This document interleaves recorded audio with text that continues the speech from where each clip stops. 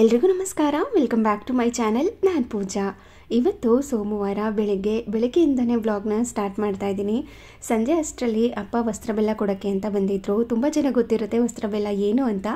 ಅದನ್ನು ಕೂಡ ಶೇರ್ ಮಾಡ್ತೀನಿ, ಗೊತ್ತಿಲ್ಲದೆ ಇರೋರಿಗೆ ಯಾವ ಥರ ಇರುತ್ತೆ ಅಂತ. ಇನ್ನು ಅಪ್ಪನಿಗೋಸ್ಕರ ಏನೆಲ್ಲ ಸ್ಪೆಷಲ್ ಮಾಡಿದೆ ಅಂತ ಕೂಡ ಶೇರ್ ಮಾಡ್ತಾ ಇದ್ದೀನಿ. ವಿಡಿಯೋನ ಎಲ್ಲೂ ಕೂಡ ಸ್ಕಿಪ್ ಮಾಡಿದೆ ನೋಡಿ. ಇನ್ ಕೇಸ್ ಈ ವಿಡಿಯೋ ಏನಾದರೂ ಇಷ್ಟ ಆದರೆ ಪ್ಲೀಸ್ ಒಂದು ಲೈಕ್ ಮಾಡಿ, ಹಾಗೆ ನಿಮ್ಮ ಫ್ರೆಂಡ್ಸ್ ಆ್ಯಂಡ್ ಫ್ಯಾಮಿಲಿಗೆಲ್ಲ ಇವತ್ತಿನ ವಿಡಿಯೋನ ಶೇರ್ ಮಾಡಿ. ಹಾಗೆ ಅದಕ್ಕಿಂತ ಮುಂಚೆ ಒಂದು ಪುಟ್ಟದಾಗಿರುವಂಥ ರಂಗೋಲಿ ಡಿಸೈನ್ನ ನೋಡ್ಕೊಂಡು ಬನ್ನಿ.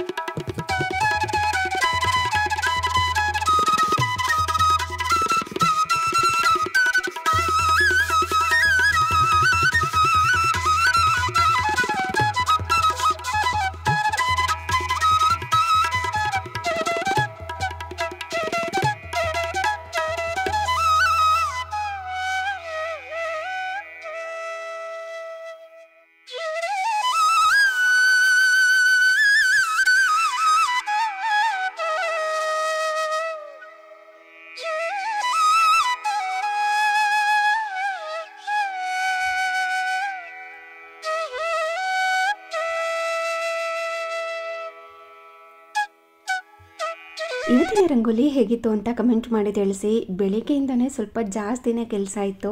ಹಬ್ಬಕ್ಕೆ ಕ್ಲೀನಿಂಗ್ ಕೂಡ ಸ್ಟಾರ್ಟ್ ಮಾಡ್ಕೊಂಡಿದ್ದೆ ಅಲ್ವಾ, ಸೊ ಹಾಗಾಗಿ ಕ್ಲೀನಿಂಗ್ ಎಲ್ಲ ಮುಗಿಸಿ ಪೂಜೆ ಎಲ್ಲ ಮುಗಿಸ್ಕೊಂಡು ವ್ಲಾಗ್ ಕೂಡ ಕಂಟಿನ್ಯೂ ಮಾಡೋದಕ್ಕೆ ಆಗಲಿಲ್ಲ. ಕಂಪ್ಲೀಟ್ ಇವತ್ತು ಫುಲ್ ಕೆಲಸ ಥರನೇ ಆಗಿಬಿಟ್ಟಿತ್ತು. ಸೊ ಹಾಗಾಗಿ ಸಂಜೆಯಿಂದ ವ್ಲಾಗ್ನ ಕಂಟಿನ್ಯೂ ಮಾಡ್ತಾ ಇದ್ದೀನಿ. ಸ್ವಲ್ಪ ಬಟ್ಟೆನೆಲ್ಲ ವಾಶ್ ಮಾಡೋದಕ್ಕೆ ಹಾಕಬೇಕಾಗಿತ್ತು, ಅದನ್ನು ಹಾಕಿದ್ದೆ. ನಾಳೆ ಮಂಗಳವಾರ. ಇನ್ನು ಬೆಡ್ ಶೀಟ್ಸ್ ಮತ್ತು ಕುಷನ್ ಕವರ್ಸ್ ಆಗಿರ್ಬೋದು, ಪಿಲ್ಲೋ ಕವರ್ಸ್ಗಳಾಗಿರ್ಬೋದು ಮತ್ತು ಸ್ಕ್ರೀನ್ ಎಲ್ಲ ನಾಳೆ ಕಂಪ್ಲೀಟಾಗಿ ಅದನ್ನು ಹಾಕೋಣ ವಾಶ್ ಮಾಡೋದಕ್ಕೆ. ಅದಕ್ಕೋಸ್ಕರ ಇವತ್ತು ಕಂಪ್ಲೀಟ್ ಬಟ್ಟೆನೆಲ್ಲ ವಾಶ್ ಮಾಡೋದಕ್ಕೆ ಹಾಕಿದ್ದೆ. ಈ ಥರ ಪ್ಲ್ಯಾನ್ ಮಾಡ್ಕೋತೀನಿ. ಒಂದೇ ದಿನ ಎಲ್ಲ ಕೆಲಸ ಮಾಡ್ಕೋತೀವಿ ಅಂದರೆ ಎಷ್ಟು ಸುಸ್ತಾಗುತ್ತೆ ಅಂದರೆ ನಾವು ಮೇಲ್ಗಡೆ ಹತ್ತಿ ಬಟ್ಟೆ ಒಣಗಾಕಿ ಮತ್ತೆ ಎತ್ಕೊಂಡು ಬರೋದು ಈ ಥರ ಆಗಿಬಿಡತ್ತೆ. ಅದಕ್ಕೋಸ್ಕರ ಒಂದಿನ ಕಂಪ್ಲೀಟ್ ಬಟ್ಟೆ ಆದರೆ ಇನ್ನೊಂದು ದಿನ ಕಂಪ್ಲೀಟ್ ಮನೆಗೆ ಬಳಸುವಂತಹ ಈ ಬೆಡ್ಶೀಟ್ ಆಗಿರ್ಬೋದು, ಸ್ಕ್ರೀನ್, ಬೆಡ್ ಸ್ಪ್ರೆಡ್ ಇದನ್ನೆಲ್ಲ ವಾಶ್ ಮಾಡ್ಕೊಳ್ಳೋದಕ್ಕೆ ಹಾಕ್ಕೊಳ್ತೀನಿ. ಆವಾಗ ಜಾಸ್ತಿ ಕೆಲಸ ಅಂತ ಕೂಡ ಅನ್ಸೋದಿಲ್ಲ, ಸುಸ್ತು ಕೂಡ ಅನ್ಸೋದಿಲ್ಲ. ಸೊ ಹಾಗಾಗಿ ಈ ಥರ ಮಾಡ್ಕೊಳ್ಳೋದು. ಇನ್ನೇನು ಸನ್ಸೆಟ್ ಆಗ್ತಾಯಿತ್ತು ಅದನ್ನು ಕೂಡ ನೋಡಿಕೊಂಡು ಹಾಗೆ ಸ್ವಲ್ಪ ಹೊತ್ತು ವಾಕ್ ಎಲ್ಲ ಮುಗಿಸ್ಕೊಂಡು ಇನ್ನೇನು ಸಂಜೆ ಆಯ್ತಲ್ಲ, ಏನಾದ್ರೂ ಸ್ನ್ಯಾಕ್ಸ್ ಇಲ್ಲಾಂದರೆ ಟೀ ಮಾಡೋಣ ಅಂತ ಹೊರಟಿದ್ದೆ. ಹಾಗೇ ಈ ಮರ ನೋಡ್ತಿರ್ಬೋದು, ಹೊಂಗೆ ಮರ ಎಷ್ಟು ಚೆನ್ನಾಗಿ ಬಂದಿತ್ತು ಅಂದರೆ 1 ವೀಕ್ ಹಿಂದೆ ಇದು ಈ ಥರ ಇರಲೇ ಇಲ್ಲ. ಫುಲ್ ಒಂದು ಎಲೆ ಕೂಡ ಇರಲಿಲ್ಲ, ಎಲ್ಲ ಉದ್ರೋಗ್ಬಿಟ್ಟಿತ್ತು. ಜಸ್ಟ್ 1 ವೀಕ್ಗೆ ಎಷ್ಟು ಚೆನ್ನಾಗಿ ಬಂದ್ಬಿಟ್ಟಿತ್ತು. ಅದು ನೋಡಿದ್ರೇ ಖುಷಿ ಆಗ್ತಾ ಇರುತ್ತೆ. ಪಕ್ಕನೇ ಹೊಂಗೆ ಮರ ಇರೋದ್ರಿಂದ ನಮ್ಮ ಮನೆ ಯಾವಾಗಲೂ ತಂಪಾಗೇ ಇರುತ್ತೆ, ತಂಪಾಗಿ ಗಾಳಿ ಬೀಸ್ತಾ ಇರುತ್ತೆ. ಇನ್ನು ಸಂಜೆ ಆಯ್ತಲ್ಲ, ಸ್ನ್ಯಾಕ್ಸ್ ಏನಾದರೂ ಮಾಡೋಣ, ಹಾಗೆ ಟೀ ಮಾಡೋಣ ಅಂತ ಹೊರಟಿದ್ದೆ. ಅಷ್ಟರಲ್ಲಿ ಅಪ್ಪ ಕೂಡ ಕಾಲ್ ಮಾಡಿದ್ರು, ಬರ್ತಾ ಇದ್ದೀನಿ ಮನೆಗೆ ಅಂತ. ಈ ಸರಿ ಲೇಟಾಗಿಯೇ ಬಂದಿದ್ದರು. ಯೂಶ್ವಲಿ ಹಬ್ಬ 1 ವೀಕ್ ಅಂತಲೇ ಬಂದುಬಿಡ್ತಿದ್ರು. ಈ ಸತಿ ಲೇಟಾಗಿ ಬಂದಿದ್ದರು. ಸ್ವಲ್ಪ ಮದುವೆ ಮತ್ತು ಫಂಕ್ಷನ್ಸ್ ಎಲ್ಲ ಇತ್ತು, ಅದನ್ನೆಲ್ಲ ಅಟೆಂಡ್ ಮಾಡಿಕೊಂಡು ವಸ್ತ್ರ ಬೆಲ್ಲ ಕೊಡೋಕ್ಕೆ ಅಂತ ಬಂದಿದ್ದರು. ವಸ್ತ್ರ ಬೆಲ್ಲದಲ್ಲಿ ಏನೇನೆಲ್ಲ ಇರುತ್ತೆ ಅಂತ ನಿಮ್ಮ ಜೊತೆ ಶೇರ್ ಮಾಡ್ಕೋತೀನಿ. ಬರ್ತಾ ಬರ್ತಾ ಒಂದೊಂದು ಐಟಮ್ ಕಡಿಮೆ ಆಗ್ತಾ ಇದೆ. ಆದ್ರೂ ಕೆಲವ್ರಿಗೆ ಗೊತ್ತಿರುತ್ತೆ, ಕೆಲವ್ರಿಗೆ ಗೊತ್ತಿರೋದಿಲ್ಲ. ಯೂಶ್ವಲಿ ನಮ್ಮ ಕಡೆ ಮಂಡ್ಯ, ಮೈಸೂರು, ನರಸೀಪುರ, ಚಾಮರಾಜನಗರ, ಕೊಳ್ಳೇಗಾಲ ಈ ಸೈಡು ಜಾಸ್ತಿ ವಸ್ತ್ರ ಬೆಲ್ಲ ಅಂತ ಕೊಡ್ತಾರೆ. ನಿಮಗೆ ಗೊತ್ತಿದ್ದರೆ ತಿಳಿಸಿ, ಇಲ್ಲ ಅಂತಂದರೆ ನಾನು ಕೂಡ ಶೇರ್ ಮಾಡ್ತೀನಿ ಯಾವ ಥರ ಇರುತ್ತೆ ಇದು ಅಂತ. ಹಾಗೆಯೇ ಸ್ವಲ್ಪ ಡ್ರೈ ಫ್ರೂಟ್ಸ್ ಎಲ್ಲ ಖಾಲಿಯಾಗಿತ್ತು, ಅದನ್ನು ಕೂಡ ಸ್ಟೋರ್ ಮಾಡ್ಕೋತಾ ಇದ್ದೀನಿ. ಈ ಥರ ಏನಾದ್ರೂ ಹಾಲನ್ನು ಕಾಯಲಿಕ್ಕೆ ಇಟ್ಟಾಗ, ಇಲ್ಲ ಕುಕ್ಕರಲ್ಲಿ ಏನಾದ್ರೂ ಕೂಗೋದಕ್ಕೆ ಇಟ್ಟಾಗ ಈ ಥರ ರೀಫಿಲ್ ಮಾಡ್ಕೊಳ್ಳುವಂಥದ್ದು, ಇನ್ನು ಸಣ್ಣ ಪುಟ್ಟ ಕೆಲಸಗಳನ್ನ ಮಾಡ್ಕೋತಾ ಇರ್ತೀನಿ. ಅದಕ್ಕೋಸ್ಕರನೇ ಅಂತ ಟೈಮ್ ಎತ್ತಿಟ್ಕೊಂಡಿರೋದಿಲ್ಲ. ಈ ಥರ ಸಣ್ಣ ಪುಟ್ಟ ಕೆಲಸಗಳನ್ನೆಲ್ಲ ಮುಗಿಸ್ಕೊಳ್ತಾ ಇರ್ತೀನಿ. ಯಾವಾಗ್ಲೂ ಅಡುಗೆ ಮನೆಯಲ್ಲೇ ಇದ್ದರೆ ಏನು ಚೆನ್ನಾಗಿರುತ್ತೆ ಅಂತ. ಹಾಗೆ ಅಷ್ಟರಲ್ಲಿ ಹಾಲು ಕೂಡ ಕಾಯ್ದಿತ್ತು. ಅಪ್ಪನೂ ಕೂಡ ಬಂದಿದ್ದರು. ಇನ್ನೇನು ಈವ್ನಿಂಗ್ ಸ್ನ್ಯಾಕ್ಸ್ ಮಾಡೋದು ಬೇಡ, ಕಾಫಿ ಮಾಡಿಕೊಟ್ಟು ಬೇಗ ಅಡುಗೆನೂ ಕೂಡ ಸ್ಟಾರ್ಟ್ ಮಾಡ್ಕೊಳ್ಳೋಣ ಅಂತ ಅಂದ್ಕೊಂಡಿದ್ದೆ. ಯೂಶ್ವಲಿ ಪಪ್ಪಂಗೆ ಗೊಜ್ಜು ಥರ ಇದ್ದರೆ ತುಂಬ ಇಷ್ಟ ಆಗುತ್ತೆ. ಅಂದರೆ ಚಪಾತಿಗಾಗಿರ್ಬೋದು, ದೋಸೆಗಾಗಿರ್ಬೋದು, ಇಡ್ಲಿಗಾಗಿರ್ಬೋದು, ಚಟ್ನಿಗಿಂತ ಗೊಜ್ಜು ಜಾಸ್ತಿ ಇಷ್ಟ ಆಗುತ್ತೆ. ಅದಕ್ಕೋಸ್ಕರ ಅವರಿಗೆ ದಹಿ ಬೆಂಡಿನ ಮಾಡ್ತಾಯಿದ್ದೀನಿ. ಸ್ವಲ್ಪ ಡಿಫ್ರೆಂಟಾಗೇ ದಹಿ ಬೆಂಡೆಕಾಯಿನ ಮಾಡ್ತಾಯಿದ್ದೀನಿ. ತುಂಬ ರುಚಿಯಾಗಿ ಬರುತ್ತೆ. ಕಡಿಮೆ ಪದಾರ್ಥಗಳನ್ನ ಹಾಕಿ ಮಾಡ್ಕೊಳ್ಳುವಂಥದ್ದು. ಡೆಫಿನೆಟ್ಲಿ ನೀವು ಕೂಡ ಟ್ರೈ ಮಾಡಿ, ನಿಮಗೂ ಕೂಡ ಇಷ್ಟ ಆಗುತ್ತೆ. ಅದಕ್ಕಿಂತ ಮುಂಚೆ ಇಲ್ಲಿ ಚಪಾತಿ ಹಿಟ್ಟನ್ನು ಕಲಸಿಟ್ಬಿಡ್ತೀನಿ. ಕೊನೆಯಲ್ಲಿ ಚಪಾತಿ ಲಟ್ಟಿಸ್ಕೊಳ್ಳೋದಲ್ವಾ, ಅಷ್ಟರಲ್ಲಿ ತುಂಬ ಚೆನ್ನಾಗಿ ನೆಂದಿರುತ್ತೆ ಅಂತ. ಇನ್ನು ಬೆಂಡೆಕಾಯಿನೂ ಕೂಡ ವಾಶ್ ಮಾಡ್ಕೊಂಡಿರಲಿಲ್ಲ, ಅದನ್ನು ಕೂಡ ಉಪ್ಪನ್ನೆಲ್ಲ ಹಾಕಿ ನೆನೆಸಿಟ್ಕೋಬೇಕಾಗಿತ್ತು. ಅದನ್ನು ಕೂಡ ನೆನೆಸಿಟ್ಟು ಚಾಪಿಂಗ್ ಏನೇನಿತ್ತು ಅದನ್ನೆಲ್ಲ ಕಟ್ ಮಾಡ್ಕೊಳ್ಳೋದಕ್ಕೆ ಸ್ಟಾರ್ಟ್ ಮಾಡ್ಕೋತೀನಿ. ಈ ದಹಿ ಬೆಂಡಿ ಮಾಡ್ಕೊಳ್ಳೋದಕ್ಕೆ ಬೆಂಡೆಕಾಯಿನ ಸ್ವಲ್ಪ ಉದ್ದುದ್ದವಾಗಿಯೇ ಕಟ್ ಮಾಡ್ಕೋಬೇಕು. ಇನ್ನು ಈರುಳ್ಳಿ, ಟೊಮೆಟೊನ ಎಷ್ಟು ಸಣ್ಣದಾಗಿ ಸಾಧ್ಯನೋ ಅಷ್ಟು ಸಣ್ಣದಾಗಿ ಕಟ್ ಮಾಡ್ಕೊಳ್ತೀನಿ. ಇಲ್ಲಾಂದರೆ ಪ್ಯೂರಿ ಥರ ಮಾಡಿಕೊಂಡು ಸಹ ಸೇರಿಸ್ಕೋಬೋದು. ನಾನು ಯೂಶ್ವಲಿ ಪ್ಯೂರಿ ಮಾಡ್ಕೊಳ್ಳೋದಿಲ್ಲ, ಸ್ವಲ್ಪ ಮಧ್ಯದಲ್ಲಿ ಒಂದೊಂದು ಸಿಗ್ತಾ ಇರಲಿ ಅನ್ನೋ ಥರ ಸಣ್ಣದಾಗಿಯೇ ಕಟ್ ಮಾಡ್ಕೋತೀನಿ. ಯಾವ ಥರ ಕಟ್ ಮಾಡ್ಕೋತೀನಿ ಅಂತ ತೋರಿಸ್ತೀನಿ. ಇದಕ್ಕೆ ಇನ್ನೂ ಕರಿಬೇವಿನ ಸೊಪ್ಪು, ಹಸಿಮೆಣಸಿನಕಾಯಿ, ಕೊತ್ತಂಬರಿ ಸೊಪ್ಪು ಯಾವುದು ಕೂಡ ಬೇಡ. ತುಂಬ ಸಿಂಪಲ್ಲಾಗಿ ಮಾಡ್ಕೊಳ್ಳುವಂಥ ರೆಸಿಪಿ ಇದು.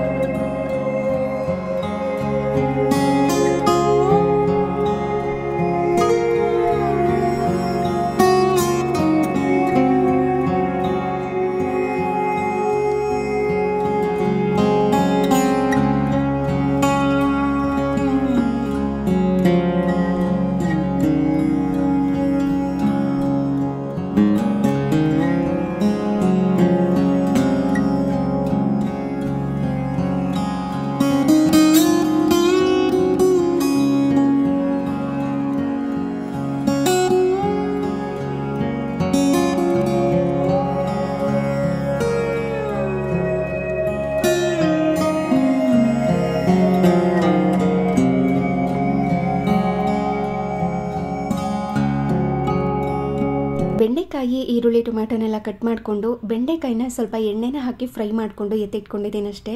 ಇನ್ನು ಅದಕ್ಕೆ ಉಪ್ಪು ಮತ್ತು ನಿಂಬೆಹಣ್ಣಿನ ರಸ, ಮೊಸರು, ಅಚ್ಕಾರದ ಪುಡಿ, ಅರಿಶಿನ ಪುಡಿ ಏನೂ ಹಾಕ್ಕೊಂಡಿಲ್ಲ, ಪ್ಲೈನಾಗಿ ಫ್ರೈ ಮಾಡಿ ಎತ್ತಿಟ್ಕೊಂಡಿರೋದು. ಇನ್ನೊಂದು ಸೈಡಲ್ಲಿ ಒಂದು 400 ಗ್ರಾಮ್ಸ್ ಅಷ್ಟು ಮೊಸರನ್ನ ತೊಗೊಂಡಿದ್ದೀನಿ, ಹುಳಿ ಮೊಸರು. ಅದಕ್ಕೆ ಚಿಟಿಕೆಯಷ್ಟು ಅರಿಶಿನ ಪುಡಿ, ಖಾರಕ್ಕೆ ತಕ್ಕಂತೆ ಅಚ್ಕಾರದ ಪುಡಿ. ನಾವು ಹಸಿಮೆಣಸಿನ್ಕಾಯಿ ಏನೂ ಹಾಕ್ಕೊಳ್ದೇ ಇರೋ ಕಾರಣ ಅಚ್ಕಾರದ ಪುಡಿನ ಜಾಸ್ತಿನೇ ಸೇರಿಸ್ಕೋಬೇಕಾಗತ್ತೆ. ನಂತರ ಅರ್ಧ ಸ್ಪೂನಷ್ಟು ಧನಿಯಾ ಪುಡಿ, ಅರ್ಧ ಸ್ಪೂನಷ್ಟು ಗರಂ ಮಸಾಲ, ಸ್ವಲ್ಪ ಈ ಥರ ಕಸೂರಿ ಮೇಥಿನ ಹಾಕ್ಕೊಂಡಿದ್ದೀನಿ. ಬೇಕು ಅಂದರೆ ಜೀರಿಗೆ ಪುಡಿನ ಹಾಕ್ಕೋಬೋದು, ಇಲ್ಲಾಂದರೆ ಸ್ಕಿಪ್ ಮಾಡ್ಕೋಬೋದು. ನಂತರ ಇದನ್ನು ಚೆನ್ನಾಗಿ ಹೊಂದಿಸ್ಕೋಬೇಕು. ಹಾಕ್ಕೊಂಡಿರುವಂಥ ಮಸಾಲ ಪುಡಿಗಳು, ಮೊಸರು, ಉಪ್ಪು ಎಲ್ಲವೂ ಕೂಡ ಚೆನ್ನಾಗಿ ಹೊಂದ್ಕೋಬೇಕು. ಆ ಥರ ಇದನ್ನು ಮಿಕ್ಸ್ ಮಾಡಿಕೊಂಡು ಎತ್ತಿಟ್ಕೊಳ್ಳೋದು. ಯೂಶ್ವಲಾಗಿ ಈ ಥರ ಮಾಡೋದು ತುಂಬಾ ಕಡಿಮೆ. ಡೈರೆಕ್ಟಾಗಿ ನಾನು ಮೊಸರನ್ನ ಒಗ್ಗರಣೆಗೆ ಹಾಕ್ಕೊಂಡ್ಬಿಡ್ತಿದ್ದೆ, ಆ ಥರ ಮಾಡ್ಕೋತಿದ್ದೆ. ಇವತ್ತು ಸ್ವಲ್ಪ ಸಿಂಪಲಾಗಿ ಹಾಗೆ ಡಿಫ್ರೆಂಟಾಗಿ ಮಾಡೋಣ ಅಂತ ಮಾಡ್ಕೋತಾ ಇದ್ದೀನಿ.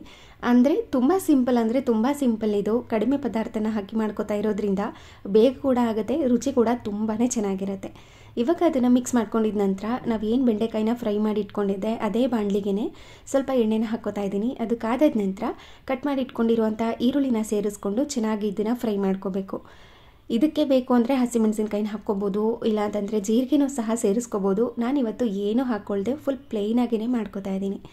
ಈರುಳ್ಳಿನ ಸ್ವಲ್ಪ ಕಲರ್ ಚೇಂಜ್ ಆಗೋ ತನಕ ಫ್ರೈ ಮಾಡ್ಕೋಬೇಕು. ಹಾಗೆ ಟ್ರಾನ್ಸ್ಪರೆಂಟ್ ಕೂಡ ಆಗಿರಬೇಕು, ಅಂದರೆ ಫುಲ್ ಕಪ್ಪು ಕಲರ್ ಆಗಿರುತ್ತಲ್ಲ ಆ ಥರ ಫ್ರೈ ಮಾಡ್ಕೊಳ್ಳೋದೇನು ಬೇಡ. ಜಸ್ಟ್ ಈ ಥರ ಇದ್ದರೆ ಸಾಕಾಗುತ್ತೆ. ನೋಡ್ತಿದ್ದೀರಾ ಅಲ್ವಾ, ಈ ಥರ ಕಲರ್ ಬಂದಿರಬೇಕು. ನಂತರ ಇದಕ್ಕೆ ಕಟ್ ಮಾಡಿ ಇಟ್ಕೊಂಡಿರುವಂಥ ಟೊಮ್ಯಾಟೊನ ಸೇರಿಸ್ಕೊಳ್ತಾ ಇದ್ದೀನಿ. 3 ಹುಳಿ ಟೊಮ್ಯಾಟೊನ ತೊಗೊಂಡಿದ್ದೆ ನಾನು. ಬೇಕಿದ್ರೆ ನೀವು ಹೈಬ್ರಿಡ್ ಟೊಮ್ಯಾಟೊ ಸಹ ಸೇರಿಸ್ಕೋಬೋದು. ನೀವು ಈ ಟೊಮ್ಯಾಟೊನ ಕಟ್ ಮಾಡ್ಕೊಳ್ಳೋದ್ರ ಬದಲು ಪ್ಯೂರಿ ಥರ ಮಾಡಿಕೊಂಡು ಕೂಡ ಸೇರಿಸ್ಕೋಬೋದು. ಈ ಥರ ಕಟ್ ಮಾಡಿಕೊಂಡ್ರೆ ರುಚಿ ಚೆನ್ನಾಗಿರುತ್ತೆ. ನಿಮಗೆ ಕಟ್ ಮಾಡ್ಕೊಳ್ಳೋದಕ್ಕೆ ಆಗೋದಿಲ್ಲ ಅಂದರೆ ಪ್ಯೂರಿ ಸಹ ಮಾಡಿ ಹಾಕ್ಕೋಬೋದು. ಇವಾಗ ಟೊಮ್ಯಾಟೊನ ಹಾಕಿದ ಮೇಲೆ ಇನ್ನೊಮ್ಮೆ ಇದನ್ನು ಚೆನ್ನಾಗಿ ಮಿಕ್ಸ್ ಮಾಡಿಕೊಂಡು ಫ್ರೈ ಮಾಡ್ಕೋಬೇಕು. ಟೊಮ್ಯಾಟೊ ಮತ್ತು ಈರುಳ್ಳಿ ಸಾಫ್ಟಾಗಿ ಆಗಿರಬೇಕು. ಟೊಮ್ಯಾಟೊ ಗೊತ್ತಲ್ವಾ ಇದು ಸಾಫ್ಟಾಗಿ ಆಗಿರುತ್ತೆ ಅಂತ, ಸಿಪ್ಪೆ ಎಲ್ಲ ಬಿಟ್ಕೊಂಡು ಬರ್ತಾ ಇರುತ್ತೆ. ಅಲ್ಲಿ ತನಕ ಇದನ್ನು ಇದೇ ಥರ ಮಿಕ್ಸ್ ಮಾಡಿಕೊಂಡು ಫ್ರೈ ಮಾಡ್ಕೋಬೇಕು. ಸೈಡಲ್ಲಿ ಎಣ್ಣೆ ಸಹ ಬಿಟ್ಕೊಂಡು ಬರ್ತಾ ಇರುತ್ತೆ. ಅಲ್ಲಿ ತನಕ ಇದನ್ನು ಫ್ರೈ ಮಾಡಿ 1 ಸ್ಪೂನಷ್ಟು ಕಡಲೆ ಹಿಟ್ಟನ್ನು ಸೇರಿಸ್ಕೊತಾ ಇದ್ದೀನಿ. ಕಡಲೆ ಹಿಟ್ಟನ್ನು ಹಾಕಿದ್ಮೇಲೆ ಮತ್ತೆ ಇದನ್ನು ಚೆನ್ನಾಗಿ ಮಿಕ್ಸ್ ಮಾಡಿಕೊಂಡು ಫ್ರೈ ಮಾಡ್ಕೋಬೇಕು. ಕಡಲೆ ಹಿಟ್ಟಿಂದು ಹಸಿ ವಾಸನೆ ಇರುತ್ತಲ್ವ ಅದೆಲ್ಲ ಹೋಗಬೇಕು. ಸೊ ಹಾಗಾಗಿ ಅದನ್ನು ಇದೇ ಥರ ಮಿಕ್ಸ್ ಮಾಡಿಕೊಂಡು ಫ್ರೈ ಮಾಡ್ಕೊಳ್ತಾ ಇದ್ದೀನಿ. ಕಡಲೆ ಹಿಟ್ಟನ್ನು ಹಾಕಿದ್ಮೇಲೆ ಇದು ಸ್ವಲ್ಪ ಗಟ್ಟಿ ಆಗೋದಕ್ಕೆ ಸ್ಟಾರ್ಟ್ ಆಗುತ್ತೆ. ಕಡಲೆ ಹಿಟ್ಟನ್ನು ಹಾಕ್ಕೊಳ್ಳೋದ್ರಿಂದ ಈ ದಹಿ ಬೆಂಡಿ ಏನಿದೆ ಅದ್ರ ಥಿಕ್ನೆಸ್ ಇದೆ ಅಲ್ವಾ, ಅದು ತುಂಬ ಚೆನ್ನಾಗಿ ಬರುತ್ತೆ, ಅಂದರೆ ಗಟ್ಟಿಯಾಗುತ್ತೆ ಅಂತ. ಅಲ್ಲಿ ತನಕ ಅದನ್ನು ಮಿಕ್ಸ್ ಮಾಡಿಕೊಂಡು ಫ್ರೈ ಮಾಡ್ಕೊಂಡಿದ ನಂತರ ನಾವು ಮಸಾಲೆ ಮತ್ತು ಮೊಸರನ್ನೆಲ್ಲ ಹಾಕಿ ಮಿಕ್ಸ್ ಮಾಡಿ ಇಟ್ಕೊಂಡಿದ್ವಿ ಅಲ್ವಾ, ಅದನ್ನು ಇದರೊಳಗಡೆ ಸೇರಿಸ್ಕೋಬೇಕು. ಇದನ್ನು ಸೇರಿಸ್ಕೊಳ್ಳುವಾಗ ಫ್ಲೇಮ್ ಹೈಯಲ್ಲೇ ಇರಬೇಕು. ಮತ್ತು ಇದನ್ನು ಹೈ ಫ್ಲೇಮ್ನಲ್ಲಿ ಇಟ್ಕೊಂಡು ಮಿಕ್ಸ್ ಮಾಡ್ಕೋಬೇಕು. ನಾವು ಯಾವಾಗ ಸಿಮ್ನಲ್ಲಿ ಇಟ್ಕೊಂಡು ಮಿಕ್ಸ್ ಮಾಡ್ಕೋತೀವಿ ಆವಾಗ ಈ ಮೊಸರೇನಿದೆ ಅದು ಒಡೆದೋಗ್ಬಿಡುತ್ತೆ. ಅಂದರೆ ಸ್ವಲ್ಪ ಗಟ್ಟಿಯಾಗಿ ಒಂದು ಕಡೆ, ಅಂದರೆ ಈ ಪನ್ನೀರ್ ಥರ ಬರುತ್ತಲ್ವ ಆ ಥರ ಆಗಿಬಿಡುತ್ತೆ. ಆ ಥರ ಆಗಬಾರ್ದು ಅಂತಂದರೆ ಇದನ್ನು ಹೈ ಫ್ಲೇಮ್ನಲ್ಲಿ ಇಟ್ಕೊಂಡು ಮಿಕ್ಸ್ ಮಾಡ್ಕೋಬೇಕು. ಆವಾಗಲೇ ಒಂದು ಸ್ವಲ್ಪನೂ ಕೂಡ ಮೊಸರು ಒಡೆಯೋದಿಲ್ಲ. ಸಪ್ರೇಟಾಗಿ ನೀರು ಒಂದು ಕಡೆ ಮತ್ತು ವೈಟ್ಗೆ ದಪ್ಪದಾಗಿ ಒಂದು ಕಡೆ ಆ ಥರ ಎಲ್ಲ ಇರೋದಿಲ್ಲ. ಪರ್ಫೆಕ್ಟಾಗಿ ನೀಟಾಗಿ ಬ್ಲೆಂಡ್ ಆಗುತ್ತೆ. ಅದಕ್ಕೋಸ್ಕರನೇ ಹೈ ಫ್ಲೇಮ್ನಲ್ಲೇ ಇಟ್ಕೊಂಡು ಈ ಥರ ಮಿಕ್ಸ್ ಮಾಡ್ಕೋಬೇಕು. ಇದನ್ನು ಜಾಸ್ತಿ ಹೊತ್ತು ಮಿಕ್ಸ್ ಮಾಡ್ಕೊಳ್ಳೋ ಅಗತ್ಯ ಕೂಡ ಇರೋದಿಲ್ಲ. ಅದನ್ನು ಒಂದು 2 ನಿಮಿಷ ಮಿಕ್ಸ್ ಮಾಡ್ಕೊಂಡಿದ ನಂತರ ನಾವು ಆಲ್ರೆಡಿ ಫ್ರೈ ಮಾಡಿ ಇಟ್ಕೊಂಡಿರುವಂತಹ ಬೆಂಡೆಕಾಯಿನ ಇದರೊಳಗಡೆ ಸೇರಿಸ್ಕೊಂಡು ಇನ್ನೊಮ್ಮೆ ಇದನ್ನು ಚೆನ್ನಾಗಿ ಮಿಕ್ಸ್ ಮಾಡಿಕೊಂಡು ಫ್ರೈ ಮಾಡ್ಕೋಬೇಕು. ಈ ಹಂತದಲ್ಲಿ ಬೇಕು ಅಂದರೆ ಸಕ್ಕರೆನ ಸೇರಿಸ್ಕೊಳ್ಳಿ. ನಾನು ಸಕ್ಕರೆನ ಹಾಕ್ಕೊಂಡಿದ್ದೆ, ವಿಡಿಯೋದಲ್ಲಿ ಸ್ಕಿಪ್ ಆಗಿಬಿಟ್ಟಿದೆ ಅಷ್ಟೇ. ಹಾಗೆಯೇ ರುಚಿಗೆ ತಕ್ಕಷ್ಟು ಉಪ್ಪನ್ನ ನೋಡಿಕೊಂಡು ಅಡ್ಜಸ್ಟ್ ಮಾಡಿಕೊಂಡು ಒಂದು ಲಿಡ್ನ ಕ್ಲೋಸ್ ಮಾಡಿ ಎಣ್ಣೆ ಬಿಟ್ಕೊಂಡು ಬರೋ ತನಕ ಕುದಿಸ್ಕೊಳ್ಳೋದಷ್ಟೇ. ಪರ್ಫೆಕ್ಟ್ ಆಗಿರುವಂಥ ದಹಿ ಬೆಂಡಿ ರೆಡಿ ಆಗಿರುತ್ತೆ. ಸಿಂಪಲ್ ಆ್ಯಂಡ್ ಟೇಸ್ಟಿಯಾಗೂ ಕೂಡ ಇರುತ್ತೆ. ಹಾಗೆ ಇನ್ನೊಂದು ಸೈಡಲ್ಲಿ ಪಾಯಸ ಸಹ ಮಾಡ್ಕೊಳ್ತಾ ಇದ್ದೀನಿ.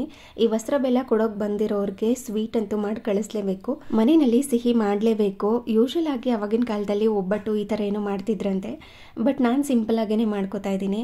ಅಪ್ಪನೂ ಕೂಡ ತುಂಬ ಜಾಸ್ತಿ ಏನು ಬೇಡ, ಸಿಂಪಲಾಗಿ ಏನಾದರೂ ಮಾಡು ಅಂತ ಹೇಳಿದರು. ಸೊ ಹಾಗಾಗಿ ಶಾವಿಗೆ ಪಾಯಸನ ಮಾಡ್ತಾಯಿದ್ದೀನಿ. ಇದು ಕೂಡ ಸಿಂಪಲಾಗಿ ಮಾಡ್ತೀನಿ. ಯೂಶ್ವಲ್ ಆಗಿ ಶಾವಿಗೆ ಪಾಯಸ ಅಂದರೆ ಮೀಡಿಯಮ್ ಕನ್ಸಿಸ್ಟೆನ್ಸಿಯಲ್ಲಿರುತ್ತೆ. ನಮ್ಮ ಮನೆಯಲ್ಲಿ ಅಂದರೆ ಪಪ್ಪಂಗೆ ಸ್ವಲ್ಪ ಗಟ್ಟಿಯಾಗಿದ್ದರೆ ಇಷ್ಟ ಆಗುತ್ತೆ. ಸೊ ಹಾಗಾಗಿ ಗಟ್ಟಿಯಾಗಿಯೇ ಮಾಡ್ಕೋತಾ ಇದ್ದೀನಿ. ಅದಕ್ಕೋಸ್ಕರ ಒಂದು ಸ್ವಲ್ಪ ತುಪ್ಪನ ಬಿಸಿ ಮಾಡಲಿಕ್ಕೆ ಇಟ್ಕೊಂಡು ಅದಕ್ಕೆ ಗೋಡಂಬಿನ ಹಾಕಿ ಸ್ವಲ್ಪ ಕಲರ್ ಚೇಂಜ್ ಆಗೋ ತನಕ ಫ್ರೈ ಮಾಡಿಕೊಂಡು ಅದಾದ ನಂತರ ಒಣ ದ್ರಾಕ್ಷಿನ ಹಾಕಿ ಅದು ದಪ್ಪ ಆಗೋ ತನಕ ಫ್ರೈ ಮಾಡಿಕೊಂಡು ಒಂದು ಸೈಡಲ್ಲಿ ಎತ್ತಿಟ್ಕೋತೀನಿ. ಇನ್ನು ಇದಕ್ಕೆ ರವೆನೂ ಕೂಡ ಹಾಕಿ ಮಾಡ್ಕೋಬೋದು. ಅಂದರೆ ಶಾವಿಗೆ ಮತ್ತು ರವೆ, ಇಲ್ಲಾಂದರೆ ಶಾವಿಗೆ ಮತ್ತು ಸಾಬುದಾನ್, ಸಣ್ಣ ನೈಲಾನ್ ಸಾಬುದಾನ್ ಬರುತ್ತಲ್ವ ಅದನ್ನು ಸಹ ಹಾಕಿ ಮಾಡ್ಕೋಬೋದು. ಇವತ್ತು ಪ್ಲೇನಾಗೇ ಮಾಡ್ಕೋತಾ ಇದ್ದೀನಿ. ತುಂಬ ಸಿಂಪಲ್. ಇದು ಸಹ ತುಂಬ ಜನಕ್ಕೆ ಗೊತ್ತೇ ಇದೆ, ಇದೇನು ಹೊಸದಲ್ಲ. ಆದರೆ ನಾನಿವತ್ತು ಹಾಲಿನ ಪುಡಿನ ಹಾಕಿ ಮಾಡ್ಕೋತಾ ಇದ್ದೀನಿ. ಸೊ ಹಾಗಾಗಿ ಶೇರ್ ಮಾಡ್ತಾ ಇದ್ದೀನಿ. ಇವಾಗ ಒಣ ದ್ರಾಕ್ಷಿ ಗೋಡಂಬಿನೆಲ್ಲ ಫ್ರೈ ಮಾಡಿಕೊಂಡು ಎತ್ತಿಟ್ಕೊಂಡಿದ್ದೀನಿ. ನಂತರ ಅದೇ ತುಪ್ಪಕ್ಕೆ ಶಾವಿಗೆನೂ ಕೂಡ ಹಾಕಿ ಫ್ರೈ ಮಾಡ್ಕೋಬೇಕು. ಇದು ನಾರ್ಮಲ್ ಶಾವಿಗೆ ಆಗಿದ್ರೆ ಫ್ರೈ ಮಾಡ್ಕೋಬೇಕಾಗುತ್ತೆ. ಆಲ್ರೆಡಿ ರೋಸ್ಟೆಡ್ ಶಾವಿಗೆ ಆಗಿದ್ರೆ ಫ್ರೈ ಮಾಡ್ಕೊಳ್ಳೋ ಅಗತ್ಯ ಏನೂ ಇರೋದಿಲ್ಲ. ಇದನ್ನು ಕಲರ್ ಚೇಂಜ್ ಆಗೋ ತನಕ ಫ್ರೈ ಮಾಡ್ಕೋತೀನಿ. ನಂತರ ಈ ಥರ ಕಲರ್ ಚೇಂಜ್ ಆಗೋ ತನಕ ಫ್ರೈ ಮಾಡಿಕೊಂಡು ಅರ್ಧ ಲೀಟರಷ್ಟು ಹಾಲನ್ನು ಸೇರಿಸ್ಕೊಳ್ತಾ ಇದ್ದೀನಿ. ಇವತ್ತು ನಾರ್ಮಲ್ ಬ್ಲೂ ಪ್ಯಾಕೆಟ್ನೇ ಸೇರಿಸ್ಕೊಳ್ತಾ ಇರೋದ್ರಿಂದ ಇದಕ್ಕೆ ಹಾಲಿನ ಪುಡಿನೂ ಕೂಡ ಹಾಕ್ಕೋತೀನಿ. ನೀವೇನಾದ್ರೂ ಗಟ್ಟಿ ಹಾಲನ್ನ ತೊಗೊಂಡಿದ್ದೀರಾ ಅಂದರೆ ಹಾಲಿನ ಪುಡಿ ಬೇಕಾಗಿರೋದಿಲ್ಲ. ಹಾಗೆ ಇದಕ್ಕೆ ನಾನು ನೀರನ್ನು ಸಹ ಸೇರಿಸ್ಕೊತಾ ಇಲ್ಲ, ಬರೀ ಹಾಲಲ್ಲೇ ಕುದಿಸ್ಕೊಳ್ತಾ ಇದ್ದೀನಿ. ಈ ಥರ ಮಾಡ್ಕೊಳ್ಳೋದ್ರಿಂದ ಗಟ್ಟಿಯಾಗಿ ಬರುತ್ತೆ. ನೀವೇನಾದ್ರೂ ತೆಳುವಾಗಿ ಬೇಕು ಅಂತಂದರೆ ಮೊದಲು ನೀರನ್ನು ಹಾಕಿ ಕುದಿಸ್ಕೊಂಡು ಅದಾದ ನಂತರ ಹಾಲನ್ನು ಹಾಕ್ಕೋಬೋದು. ಆವಾಗ ಬೇಗ ಗಟ್ಟಿಯಾಗೋದಿಲ್ಲ. ಬರೀ ಹಾಲನ್ನೇ ಹಾಕಿ ಕುದಿಸ್ಕೊಂಡ್ರೆ ಗಟ್ಟಿಯಾಗಿ ಪಾಯಸ ಬರುತ್ತೆ. ಈ ಶಾವಿಗೆ ಏನಿದೆ ಅದನ್ನು ಹಾಲಲ್ಲೇ ಬೇಯಿಸ್ಕೊಳ್ತೀನಿ. ಹಾಗೆ ಇದಕ್ಕೆ 1 ಕಪ್ನಷ್ಟು ಹಾಲಿನ ಪುಡಿನೂ ಸಹ ಸೇರಿಸ್ಕೊತೀನಿ. ಒಳ್ಳೆ ರುಚಿ ಬರುತ್ತೆ. ಯೂಶಲಾಗಿ ಈ ಥರ ಶಾವಿಗೆ ಪಾಯಸ ಮತ್ತು ಸಾಬುದಾನ ಪಾಯಸ ಮಾಡಿದಾಗ ಸಪ್ಪೆ ಕೋವಾ ಹಾಕ್ಕೊಂಡ್ರೆ ಇನ್ನೂ ರುಚಿ ಬರುತ್ತೆ. ಎಷ್ಟು ಚೆನ್ನಾಗಿರುತ್ತೆ ಅಂದರೆ ಕೋವಾ ಹಾಕ್ಕೊಂಡ್ರೆ ಕೋವಾ ಬದಲಾಗಿ ಈ ಥರ ಹಾಲಿನ ಪುಡಿನೂ ಸಹ ಸೇರಿಸ್ಕೋಬೋದು. ಹಾಲಿನ ಪುಡಿನ ಸೇರಿಸಿ 1 ಗಂಟೆ ಇಲ್ದಂಗೆ ಚೆನ್ನಾಗಿ ಮಿಕ್ಸ್ ಮಾಡ್ಕೊಳ್ಳೋದು. ಇನ್ ಕೇಸ್ ನಿಮಗೆ ಹಾಲಿನ ಪುಡಿ ಹಾಕಿದಾಗ ಗಂಟು ಥರ ಆಗಿಬಿಡುತ್ತೆ ಅಂದರೆ ಸ್ವಲ್ಪ ನೀರನ್ನು ಹಾಕಿ ಮಿಕ್ಸ್ ಮಾಡಿಕೊಂಡು, ಇಲ್ಲಾಂದರೆ ಹಾಲಿನ ಜೊತೆನೇ ಹಾಲಿನ ಪುಡಿನ ಹಾಕಿ 1 ಗಂಟೆಲ್ದಂಗೆ ಮಿಕ್ಸ್ ಮಾಡಿಕೊಂಡು ಸಹ ಸೇರಿಸ್ಕೋಬೋದು. ಇವಾಗ ಇದನ್ನು ಚೆನ್ನಾಗಿ ಮಿಕ್ಸ್ ಮಾಡಿಕೊಂಡು ಕುದಿಸ್ಕೋಬೇಕು. ಈ ಹಂತದಲ್ಲೇ ಸಕ್ಕರೆನೂ ಕೂಡ ಸೇರಿಸ್ಕೊಂಡ್ಬಿಡ್ತೀನಿ. ಶಾವಿಗೆಗೂ ಕೂಡ ಸಿಹಿ ಚೆನ್ನಾಗಿ ಹಿಡಿದಿರಲಿ ಅಂತ. ಸಕ್ಕರೆನ ಕೊನೆಯಲ್ಲೂ ಸಹ ಸೇರಿಸ್ಕೋಬೋದು, ಇಲ್ಲಾಂದರೆ ಬೆಲ್ಲನೂ ಸಹ ಸೇರಿಸ್ಕೋಬೋದು. ಬೆಲ್ಲನ ಸೇರಿಸ್ಕೊಂಡ್ರೆ ಕಂಪ್ಲೀಟ್ ಕೊನೆಯಲ್ಲೇ ಹಾಕ್ಕೋಬೇಕಾಗುತ್ತೆ, ಇಲ್ಲಾಂದರೆ ಹಾಲು ಹೊಡೆದೋಗೋ ಚಾನ್ಸಸ್ ಇರುತ್ತೆ. ಹಾಗಾಗಿ ಇವಾಗ ಸಕ್ಕರೆನ ಹಾಕಿದ ಮೇಲೆ ಚೆನ್ನಾಗಿ ಇದನ್ನು ಮಿಕ್ಸ್ ಮಾಡಿಕೊಂಡು ಕುದಿಸ್ಕೋಬೇಕು. ಈ ಥರ ಗಟ್ಟಿ ಆಗೋ ತನಕ, ಶಾವಿಗೆ ಎಲ್ಲ ಬೇಯೋ ತನಕ ಕುದಿಸ್ಕೊಂಡ್ರೆ ಈ ಥರ ಗಟ್ಟಿಯಾಗಿರುತ್ತೆ. ಕೊನೆಯಲ್ಲಿ ಅದಕ್ಕೆ ಸ್ವಲ್ಪ ಏಲಕ್ಕಿ ಪುಡಿನ ಕುಟ್ಟಿ ಪುಡಿ ಮಾಡಿ ಸೇರಿಸಿ ಆಲ್ರೆಡಿ ಫ್ರೈ ಮಾಡಿ ಇಟ್ಕೊಂಡಿರುವಂಥ ಈ ದ್ರಾಕ್ಷಿ ಗೋಡಂಬಿನ ಸೇರಿಸ್ಕೋತೀನಿ. ಈ ಥರ ಶಾವಿಗೆ ಪಾಯಸ ಮಾಡಿದಾಗ ನಾವು ತುಪ್ಪ ಕಡಿಮೆನೇ ಬಳಸ್ಕೋತೀವಿ. ಯಾಕೆಂದರೆ ಮೇಲ್ಗಡೆ ಎಲ್ಲ ತೇಲ್ಕೊಂಡು ಬರ್ತಾ ಇರುತ್ತೆ, ನೋಡಿದ್ರೇ ತಿನ್ನಬೇಕು ಅಂತ ಅನ್ಸೋದಿಲ್ಲ ನಮಗೆ. ಸೊ ಹಾಗಾಗಿ ತುಪ್ಪನ ಆದಷ್ಟು ಕಡಿಮೆನೇ ಬಳಸ್ಕೋತೀವಿ. ಮತ್ತು ಈ ಶಾವಿಗೆ ಹುರಿಯೋದಕ್ಕೆ ತುಪ್ಪನ ಹಾಕ್ಕೊಂಡಿದ್ದೆ ಅಲ್ವಾ, ಅದು ಕೂಡ ಜಾಸ್ತಿ ಅಂತಲೇ ಅನ್ನಿಸ್ತು. ಅದಕ್ಕಿಂತ ಕಡಿಮೆನೇ ಬಳಸ್ಕೋತೀವಿ. ಹಾಗೆ ಇನ್ನೊಂದು ಸೈಡಲ್ಲಿ ಸಿಂಪಲ್ಲಾಗಿ ಬೋಂಡ ಸಹ ಮಾಡ್ಕೋತಾ ಇದ್ದೆ. ಅಂದರೆ ಇದು ಬೋಂಡಾಗೆ ಬೋಂಡ ಸಹ ಅಲ್ಲ, ಈ ಕಡೆ ಪಕೋಡ ಥರ ಅಲ್ಲ, ಆ ಥರ ಮೀಡಿಯಮ್ ಆಗಿ ಅಂದರೆ ಫುಲ್ ಕ್ರಿಸ್ಪಿಯಾಗಿ ಮಾಡ್ಕೊಂಡಿದ್ದೆ. ಯೂಶಲಿ ಪಕೋಡಾಗೆ ಸಬ್ಸಿಗೆ ಸೊಪ್ಪು ಏನೂ ಹಾಕೋದಿಲ್ಲ, ಆದರೆ ನಾನಿವತ್ತು ಸಬ್ಸಿಗೆ ಸೊಪ್ಪನ್ನು ಹಾಕಿ ಮಾಡ್ಕೊಂಡಿದ್ದೆ. ಬೋಂಡ ಆದರೆ ನೈಟ್ ಟೈಮ್ ಅಲ್ವಾ, ಸ್ವಲ್ಪ ಹೊಟ್ಟೆ ಉಬ್ಬರ ಈ ಥರ ಎಲ್ಲ ಬರುತ್ತೆ, ಸುಮ್ಮನೆ ಯಾಕೆ ಬೇಕು ಅಂತ ಸಿಂಪಲ್ಲಾಗಿ ಮಾಡ್ಕೊಂಡಿದ್ದೆ. ಇನ್ನು ಇದನ್ನೆಲ್ಲ ಮಾಡಿಟ್ಕೊಂಡಿದ್ದ ನಂತರ ಲಾಸ್ಟಲ್ಲಿ ಬಿಸಿ ಬಿಸಿಯಾಗಿ ಚಪಾತಿನ ಮಾಡಿಕೊಂಡ್ರೆ ಚೆನ್ನಾಗಿರುತ್ತೆ ಸಾಫ್ಟಾಗಿ ಅಂತ ಲಾಸ್ಟಲ್ಲಿ ಲಟ್ಸೋದಕ್ಕೆ ಇಟ್ಕೊಂಡಿರ್ತೀನಿ. ಇವಾಗ ಚಪಾತಿನೂ ಕೂಡ ಬೇಯಿಸಿದ ನಂತರ ಊಟನ ಬಡಿಸ್ಕೊತಾ ಇದ್ದೀನಿ. ತುಂಬ ಸಿಂಪಲ್ಲಾಗಿಯೇ ಡಿನ್ನರ್ನ ಪ್ರಿಪೇರ್ ಮಾಡ್ಕೊಂಡಿದ್ದೆ. ಬಿಸಿ ಬಿಸಿಯಾಗಿರುವಂಥ ಚಪಾತಿ, ಸೈಡಲ್ಲಿ ಸ್ವಲ್ಪ ಪಾಯಸ, ಹಾಗೆ ಮಾಡಿಟ್ಕೊಂಡಿರುವಂಥ ದಹಿ ಬೆಂಡಿ. ನಮ್ಮ ಪಪ್ಪಂಗಂತೂ ತುಂಬ ಇಷ್ಟ ಆಯಿತು, ನೀವು ಕೂಡ ಟ್ರೈ ಮಾಡಿ. ಹಾಗೆ ಸೈಡಲ್ಲಿ ಸ್ವಲ್ಪ ಪಕೋಡ. ಇನ್ನು ರೈಸ್ ಸಹ ಮಾಡಿದ್ದೆ. ಅನ್ನ ಸಾಂಬಾರು ಬೇಕಿದ್ರೆ ತಿನ್ನಲಿ, ಇಲ್ಲಾಂದರೆ ಮಜ್ಜಿಗೆ ಅನ್ನ ಬೇಕಿದ್ರೆ ತಿನ್ನಲಿ ಅಂತ. ಸದ್ಯಕ್ಕೆ ಇದಾಗಿತ್ತು ಇವತ್ತಿನ ಡಿನ್ನರ್. ಹಾಗೆ ಸ್ವಲ್ಪ ಈರುಳ್ಳಿ ಎಲ್ಲ ತರಿಸಿದ್ದೆ ಅಲ್ವಾ, ಅದನ್ನು ಡೈರೆಕ್ಟಾಗಿ ಹಾಗೆ ಸ್ಟೋರ್ ಮಾಡ್ಕೊಳ್ಳೋದಕ್ಕಿಂತ ಸ್ವಲ್ಪ ಬಿಸಿಲಿನಲ್ಲಿ ಇಟ್ಕೊಂಡು ಸ್ಟೋರ್ ಮಾಡಿಕೊಂಡ್ರೆ ಬೇಗ ಕೆಟ್ಟೋಗೋದಿಲ್ಲ. ಹಾಗೆ ಏನಾದರೂ ಡಸ್ಟ್ ಎಲ್ಲ ಇರುತ್ತಲ್ವ, ಅಂದರೆ ಸಿಪ್ಪೆ ಎಲ್ಲ ಬಿದ್ದೋಗ್ಬಿಟ್ಟಿರುತ್ತಲ್ವ, ಡೈರೆಕ್ಟಾಗಿ ಬ್ಯಾಸ್ಕೆಟ್ಗೆ ಹಾಕ್ಕೊಂಡ್ರೆ ಅದ್ರ ಸಿಪ್ಪೆ ಎಲ್ಲ ಕೆಳಗಡೆ ಚೆಲ್ತಾ ಇರುತ್ತೆ. ಅಡುಗೆ ಮನೆ ಎಲ್ಲ ಸ್ವಲ್ಪ ಮೆಸ್ಸಿ ಮೆಸ್ಸಿ ಅನಿಸ್ತಾ ಇರುತ್ತೆ. ಅದ್ರ ಸಿಪ್ಪೆ ಎಲ್ಲ ಬಿದ್ದಾಗ ಮತ್ತೆ ಕ್ಲೀನ್ ಮಾಡ್ಕೋಬೇಕಾಗತ್ತೆ. ಅದಕ್ಕೋಸ್ಕರ ಏನು ಮಾಡ್ತೀನಿ, ತಂದಿದ ತಕ್ಷಣ ಈ ಥರ ಒಂದು ಬ್ಯಾಸ್ಕೆಟ್ಗೆ ಇಲ್ಲಾಂದರೆ ಮೊರಕ್ಕೆ ಹಾಕಿ ಇದನ್ನು ಸ್ವಲ್ಪ ಡ್ರೈ ಆಗೋದಕ್ಕೆ ಬಿಡ್ತೀನಿ. ಮತ್ತು ಇದನ್ನು ಎತ್ತಿಟ್ಕೊಳ್ಳೋವಾಗ ಅದರಲ್ಲಿರುವಂಥ ಸಿಪ್ಪೆನೆಲ್ಲ ಅಂದರೆ ಬಿಟ್ಕೊಂಡು ಬಂದಿರುತ್ತಲ್ವ, ಆ ಸಿಪ್ಪೆನ ಮಾತ್ರ ತೆಗೆದು ಸ್ಟೋರ್ ಮಾಡ್ಕೊಂಡಿರ್ತೀನಿ. ಹಾಗೆ ಸ್ವಲ್ಪ ನಿಂಬೆಹಣ್ಣನ್ನು ಕೂಡ ತರಿಸಿದೆ. ಇವಾಗ ಸಮ್ಮರ್ ಆಗಿರೋದ್ರಿಂದ ಜಾಸ್ತಿನೇ ಬೇಕಾಗುತ್ತೆ. ಈ ಮಧ್ಯಾಹ್ನ ಟೈಮ್ನಲ್ಲಿ ತಣ್ಣಗೆ ಏನಾದ್ರೂ ಶರ್ಬತ್ ಅಥವಾ ಜ್ಯೂಸ್ ಏನಾದರೂ ಮಾಡ್ಕೊಂಡು ಕುಡಿಯೋದಕ್ಕೆ ಅಂತ ಅದನ್ನು ಕೂಡ ಸ್ಟೋರ್ ಮಾಡ್ಕೋತಾ ಇದ್ದೀನಿ. ಇದು ಮಧ್ಯಾಹ್ನ ತರಿಸಿದ್ದು. ಮಧ್ಯಾಹ್ನ ಶೂಟ್ ಮಾಡ್ಕೊಂಡಿದ್ದನ್ನ ಮಧ್ಯದಲ್ಲಿ ಆ್ಯಡ್ ಮಾಡೋದಕ್ಕೆ ಆಗಿರಲಿಲ್ಲ, ಕೊನೆಯಲ್ಲೇ ಆ್ಯಡ್ ಮಾಡ್ತಾ ಇದ್ದೀನಿ. ಹಾಗೆ ಸ್ವಲ್ಪ ಹುಳಿ ಟೊಮೆಟೊನ ತರಿಸಿದ್ದೆ, ಟೊಮೆಟೊ ಕೆಚಪ್ ಮಾಡಿದ್ದೆ. ಮತ್ತು ಇವಾಗ ಟೊಮೆಟೊ ರೇಟ್ ಕಡಿಮೆ ಆಗಿದೆ ಅಲ್ವಾ, ಟೊಮೆಟೊ ತೊಕ್ಕು ಇದನ್ನೆಲ್ಲ ಮಾಡಿ ಸ್ಟೋರ್ ಮಾಡ್ಕೊಳ್ಳೋಣ ಅಂತ ತುಂಬ ಚೆನ್ನಾಗಿ ಬಂದಿತ್ತು. ಟೊಮೆಟೊ ಕೆಚಪ್ ಆಲ್ರೆಡಿ ಪೂಜಕ ಫುಡ್ ಇನ್ಸ್ಟಾಗ್ರಾಮ್ ಪೇಜಲ್ಲಿ ಶೇರ್ ಮಾಡಿದ್ದೀನಿ. ಯಾರಿಗಾದರೂ ಇಂಟ್ರೆಸ್ಟ್ ಇದ್ದರೆ ಹೋಗಿ ಚೆಕ್ ಮಾಡಿ, ಲಿಂಕ್ನ ಡಿಸ್ಕ್ರಿಪ್ಷನ್ ಬಾಕ್ಸ್ನಲ್ಲಿ ಕೊಟ್ಟಿರ್ತೀನಿ. ಇನ್ ಕೇಸ್ ಏನಾದರೂ ಬೇಕು ಅಂದರೆ ಡೀಟೇಲ್ಡ್ ವಿಡಿಯೋ ಬೇಕು ಅಂದರೆ ಹೇಳಿ, ರೀಸೆಂಟಾಗಿ ಇನ್ನೊಂದು ಸರಿ ಕೂಡ ಮಾಡ್ತೀನಿ, ಅದನ್ನು ಶೇರ್ ಮಾಡ್ತೀನಿ. ಮನೆಯಲ್ಲೇ ಆರಾಮಾಗಿ ಟೊಮೆಟೊ ಕೆಚಪ್ನ ಮಾಡ್ಕೋಬೋದು. ಪರ್ಫೆಕ್ಟಾಗಿ ಹೊರಗಡೆ ಸಿಗುತ್ತಲ್ವ ಮಾರ್ಕೆಟ್ನಲ್ಲಿ, ಅದೇ ಥರ ಬರುತ್ತೆ. ಆದರೆ ಇದನ್ನು 1-2 3 ತಿಂಗಳು ಸ್ಟೋರ್ ಮಾಡ್ಕೋಬೋದು ಅಷ್ಟೇ. ಯಾಕೆಂದರೆ ಪ್ರಿಸರ್ವೇಟಿವ್ಸ್ ಏನೂ ಹಾಕಲ್ವಲ್ಲ, ಹಾಗಾಗಿ ಒಂದು 3 ತಿಂಗಳಿಗಾಗುವಷ್ಟು ಸ್ಟೋರ್ ಮಾಡ್ಕೊಂಡಿರ್ತೀನಿ. ಹಾಗೆ ಇನ್ನೊಂದು ಸ್ವಲ್ಪ ಟೊಮೆಟೊ ಜೊತೆಗೆ ಈ ನಿಂಬೆಹಣ್ಣನ್ನು ಸಹ ತರಿಸಿದೆ. ಈ ಸಮ್ಮರ್ ಟೈಮಲ್ಲಂತೂ ಎಷ್ಟು ನಿಂಬೆಹಣ್ಣು ಇದ್ರೂ ಕೂಡ ಸಾಕಾಗೋದಿಲ್ಲ. ಒಂದು ದಿನಕ್ಕೆ 1-2 ಸರಿ ಆದ್ರೂ ಶರ್ಬತ್ ಮಾಡ್ಕೊಂಡು ಕುಡಿತಾ ಇರೋದು. ಏಕೆಂದರೆ ಅಷ್ಟು ಬಿಸಿಲು ಆಲ್ರೆಡಿ ಸ್ಟಾರ್ಟ್ ಆಗಿಬಿಟ್ಟಿದೆ. ಅದಕ್ಕೋಸ್ಕರ ಈ ಥರ ತರಿಸಿ ಸ್ಟೋರ್ ಮಾಡ್ಕೋತೀನಿ. ಬೇಕು ಅಂದ ತಕ್ಷಣ ಕುಡಿಬೋದು, ಹೊರಗಡೆಯಿಂದ ತರಿಸೋದು ಯಾಕೆ ಅಂತ. ಹಾಗೆಯೇ ಈ ವಸ್ತ್ರ ಬೆಲ್ಲದಲ್ಲಿ ಏನೇನಿರುತ್ತೆ ಅಂತ ಶೇರ್ ಮಾಡ್ತೀನಿ. ಯೂಶ್ವಲಾಗಿ ವಸ್ತ್ರ ಬೆಲ್ಲದ ಜೊತೆ ಸೀರೆನೂ ಕೂಡ ತಂದುಕೊಡ್ತಾರೆ. ಅವ್ರು ತರೋದು ನಮ್ಗೆ ಇಷ್ಟ ಆಗುತ್ತೋ ಇಲ್ವೋ ಅಂತ ಇವರು ದುಡ್ಡನ್ನೇ ಕೊಟ್ಬಿಡ್ತಾರೆ, ನನಗೆ ನಮ್ಮ ಅಕ್ಕಂಗೆ ಇಬ್ರಿಗೂ. ಅದ್ರ ಜೊತೆ ಹೂವು, ಬಳೆ, ಬೆಲ್ಲದ ಹಚ್ಚು, ಮತ್ತು ತೆಂಗಿನಕಾಯಿ, ಎಲೆ, ಅಡಿಕೆ, ಮತ್ತು ಈ ಶಿವಪೂಜೆಗೆ ಬೇಕಾಗಿರುವಂಥ ವಸ್ತ್ರ, ಮತ್ತು ಕಡೆಗೆ ಹಾಕೊಳ್ಳುವಂಥ ದಾರ, ಮತ್ತು ಇಲ್ಲಿ ಸ್ವಲ್ಪ ಏನಿದು ಬಿಲ್ಪತ್ರೆ ಕಡಿಮೆನೇ ಸಿಗೋದು. ಇದು ಸಿಕ್ಕಿದ್ರೂ 3 ಎಲೆ ಇರೋವಂಥದ್ದು ಸಿಗೋದೇ ಇಲ್ಲ. ಸೊ ಹಂಗಾಗಿ ಊರಿಂದನೇ ಬರ್ತಾ ಇದ್ರಲ್ವ, ಊರಿಗೆ ಹೋಗಿದ್ರು ಮದುವೆಗೆ ಅಂತ, ಅಲ್ಲಿಂದನೇ ಬರ್ತಾಯಿದ್ರು ಅಂತ ಬಿಲ್ಪತ್ರೆ ಮತ್ತು ಸ್ವಲ್ಪ ಪತ್ರೆ ಎಲ್ಲ ತೊಗೊಂಡು ಬಂದಿದ್ದರು. ಅಂದರೆ ಜಾಸ್ತಿ ಹೂಗಳು ಬೇಕಾಗುತ್ತೆ ನಮಗೆ ಯೂಶ್ವಲಿ ಶಿವಪೂಜೆ ಮಾಡೋದಕ್ಕೆ. ಸೊ ಹಾಗಾಗಿ ಒಂದು 4-5 ಥರ ಹೂವಂತೂ ತಂದಿದ್ರು. ಮತ್ತು ಹಣ್ಣುಗಳು ಅಷ್ಟೇ ಶಿವಪೂಜೆಗೆ ಬೇಕು, ನೈವೇದ್ಯಕ್ಕೆ, ಮತ್ತು ಈ ರಸಾಯನ ಎಲ್ಲ ಮಾಡಿದಾಗ ಬೇಕಾಗುತ್ತೆ ಅಂತ ಜಾಸ್ತಿ ತೊಗೊಂಡು ಬಂದಿದ್ರು. ನಾನಿಲ್ಲಿ ಒಂದು ಸ್ವಲ್ಪ ಹಾಕಿ ತೋರಿಸ್ತಾ ಇದ್ದೀನಿ ಅಷ್ಟೇ. ಇನ್ನು ಮುತ್ತೈದೆಗೆ ಏನೇನು ಕೊಡಬೇಕು ಅದನ್ನೆಲ್ಲ ತೊಗೊಂಡು ಬಂದಿರ್ತಾರೆ. ಅಂದರೆ ಸೀರೆ ಬದಲಾಗಿ ದುಡ್ಡನ್ನ ಕೊಟ್ಟಿರ್ತಾರೆ ಅಷ್ಟೇ, ನಿಮ್ಗೆ ಇಷ್ಟ ಬಂದಿದ್ದು ತೊಗೊಳ್ಳಿ ಅಂತ. ಇನ್ನು ತೆಂಗಿನಕಾಯಿ ಮತ್ತು ಕೊಬ್ಬರಿ, ಬಾಳೆಹಣ್ಣು ಈ ಥರ ಎಲ್ಲ ತೊಗೊಂಡು ಬಂದಿರ್ತಾರೆ. ತುಂಬ ಜನಕ್ಕೆ ಗೊತ್ತಿರುತ್ತೆ, ತುಂಬ ಜನಕ್ಕೆ ಗೊತ್ತಿರೋದಿಲ್ಲ. ಸೊ ಹಾಗಾಗಿ ಶೇರ್ ಮಾಡ್ತಾ ಇದ್ದೀನಿ ಅಷ್ಟೇ. ಯಾರ್ಯಾರ ಕಡೆ ಈ ಥರ ವಸ್ತ್ರ ಬೆಲ್ಲ ಕೊಡ್ತಾರೆ ಅಂತ ಕಮೆಂಟ್ ಮಾಡಿ ತಿಳಿಸಿ. ಹಾಗೆ ಇದಾಗಿತ್ತು ಇವತ್ತಿನ ವಿಡಿಯೋ. ಈ ವಿಡಿಯೋ ನಿಮ್ಗೇನಾದ್ರೂ ಇಷ್ಟ ಆಗಿದ್ದರೆ, ಯೂಸ್ಫುಲ್ ಅನಿಸಿದ್ರೆ ಪ್ಲೀಸ್ ಒಂದು ಲೈಕ್ ಮಾಡಿ. ಹಾಗೆ ನಿಮ್ಮ ಫ್ರೆಂಡ್ಸ್ ಆ್ಯಂಡ್ ಫ್ಯಾಮಿಲಿಗೆಲ್ಲ ಈ ವಿಡಿಯೋನ ಶೇರ್ ಮಾಡಿ. Thank you.